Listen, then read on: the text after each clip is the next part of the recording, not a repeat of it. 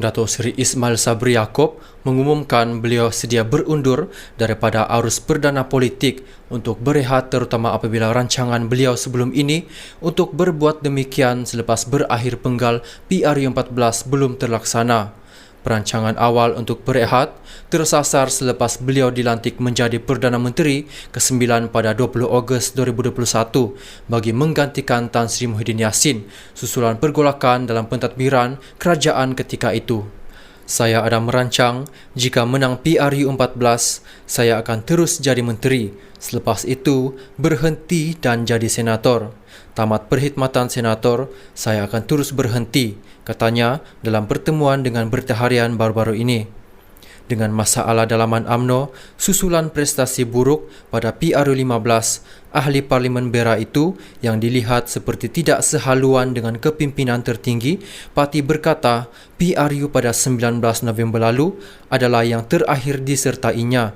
Sebenarnya, saya merancang untuk berehat selepas PRU14, namun ditakdirkan jadi Perdana Menteri, kata Naib Presiden UMNO itu yang dilantik ke jawatan tertinggi berkenaan selepas hanya 42 hari menjadi timbalan Perdana Menteri. Mengulas perkembangan dalam UMNO, Ismail Sabri mengakui parti makin hilang sokongan berikutan kekalahan pada 2 PRU berturut-turut. Tindakan membuang satu pasukan untuk mengekalkan satu lagi pasukan hanya menimbulkan pergolakan, akhirnya semakin kurang penyokong. Ini yang saya bimbangkan mengenai masa depan UMNO. Ahli baharu yang hendak masuk pun kurang, yang ada pula keluar. Mungkin keadaan sekarang dikatakan aman kerana tiada lagi kaki melawan, tetapi sokongan semakin hilang, katanya. Beliau merujuk keputusan Majlis Kerja Tertinggi MKT UMNO memecat beberapa pemimpinnya selepas PRU15 kerana dikatakan melanggar peraturan dan keputusan parti, manakala beberapa yang lain pula digantung keahlian. Sebelum PRU15, antara nama-nama besar yang dipecat adalah Tan Sri Anwar Musa dan Datuk Seri Syahidan Kasim.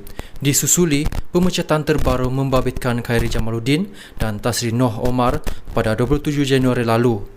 Bekas Naib Presiden UMNO, Datuk Seri Hishamuddin Hussein dan Naib Ketua Pemuda Syahril Sufian Hamdan pula antara yang digantung keahlian selama 6 tahun.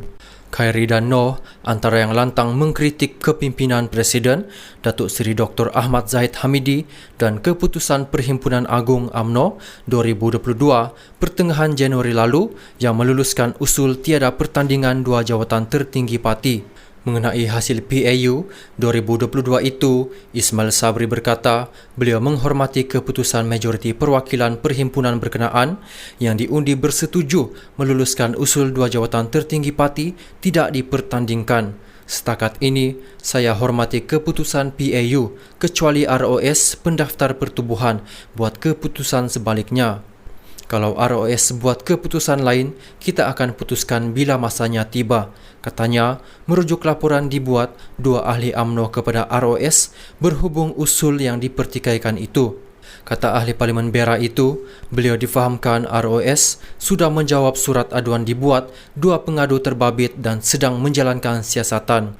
Ditanya sama ada beliau mengintai jawatan Presiden atau timbalan Presiden UMNO jika ia dipertandingkan, Ismail Sabri menegaskan beliau tidak pernah menyebut sepatah perkataan pun atau menunjukkan minat merebut mana-mana jawatan berkenaan.